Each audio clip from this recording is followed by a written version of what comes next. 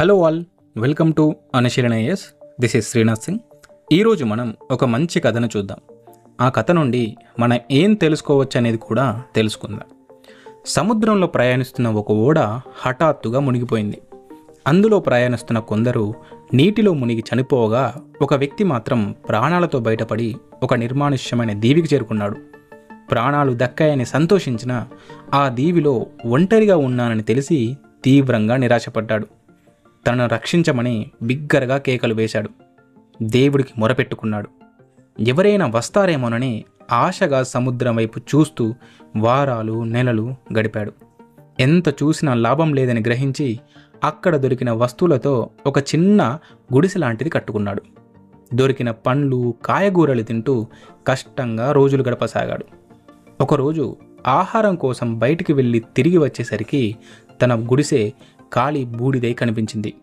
అయ్యో, ఉన్న ఒక్క ఆధారం కూడా పోయిందే అని తీవ్ర నిరాశ, నిస్పృహ, నిస్సత్తువ ఆవరించి అక్కడే చతికిలపడి నిద్రపోయాడు. మరుసటి రోజు పొద్దున్నే ఒక పడవ తన దివి వైపు రావడం, అందులోంచి కొందరు తన వైపు రావడం చూసి ఆశ్చర్యపోయాడు. పట్టలేని ఆనందంతో, నేనిక్కడ ఉన్నానని మీకెట్లా తెలిసింది అని వారిని అడిగాడు. దానికి వారు, నువ్వు చేసిన పొగ సంకేతంతో రాగలిగాం అని చెప్పారు. ఈ కథ ప్రభుత్వ ఉద్యోగాలకు సన్నద్ధమవుతున్న మీలాంటి అభ్యర్థులందరికీ ఒక గొప్ప స్ఫూర్తినిస్తుంది. మీ ప్రయత్నాలలో ఎదురయ్యే వైఫల్యాలను, నిరాశలను ఎలా అధిగమించాలో ఇది బోధిస్తుంది. ప్రభుత్వ ఉద్యోగం సాధించాలనే లక్ష్యం ఒక సముద్ర ప్రయాణం లాంటిది. ఒక్కోసారి ఎంత కష్టపడినా ఆశించిన ఫలితాలు రాకపోయినప్పుడు మీరు ఒంటరిగా, నిరాశగా ఒక నిర్మానుష్యమైన దీవిలో ఉన్నట్లు అనిపించవచ్చు. ఫలితాల కోసం ఆశగా ఎదురుచూస్తూ వారాలు, నెలలు, సంవత్సరాలు కూడా గడపాల్సి రావచ్చు. ఎంత కష్టపడి చదివినా కొన్నిసార్లు మీకు అనుకోని ఎదురుదెబ్బలు తగలవచ్చు.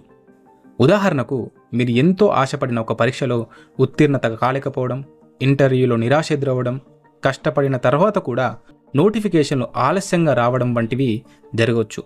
ఇవి మీకు గుడిసె కాలిపోయినంత నిరాశను కలిగిస్తాయి. అంతా అయిపోయిందనే భావన కలిగిస్తాయి. అయితే గుడిసె కాలిపోయిన పొగ ఆ వ్యక్తికి రక్షణ తీసుకొచ్చినట్లుగానే మీ వైఫల్యాలు మీకు ఒక సంకేతాన్ని అందిస్తాయి. అది మీ బలహీనతలను స్పష్టంగా చూపిస్తుంది. ఆ వైఫల్యం మిమ్మల్ని మరింత లోతుగా అధ్యయనం చేసేలా, మీలోని లోపాలను సరిదిద్దుకునేలా ప్రోత్సహిస్తుంది. మీకు తీవ్ర నిరాశ కలిగించిన ఒక సంఘటన బహుశా మిమ్మల్ని మరింత గొప్ప విజయం వైపు నడిపించే ఒక మలుపు కావచ్చు. మీ కష్టాలే మిమ్మల్ని మరింత బలంగా, తెలివిగా మారుస్తాయనేది మర్చిపోకండి. ఈ కథలోని ప్రధాన నీతి ఏంటంటే, పరిస్థితులు మీకు ప్రతికూలంగా ఉన్నప్పుడు నిరాశ చెందడం వల్ల ఎలాంటి లాభం లేదు. ఆత్మస్థైర్యాన్ని, ధైర్యాన్ని కూడగట్టుకోవాలి. మీ కష్టాలు, నష్టాలు సహజమే. వాటిని అధిగమించడానికి సమయం పడుతుంది. మీరు ఎంత కష్టపడుతున్నా, ఎన్నిసార్లు ప్రయత్నించినా కొన్నిసార్లు వైఫల్యాలు ఎదురవ్వడం సాధారణం. ఈ ఉద్యోగ సాధన ప్రయాణంలో కష్టాలనేవి అనివార్యం.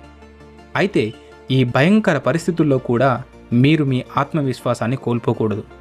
మీ నిరంతర ప్రయత్నం, అంకితభావం మిమ్మల్ని విజయ తీరాలకు చేరుస్తాయనేది మర్చిపోకుండా కృషి చేయడమే మీ కర్తవ్యం అవ్వాలి.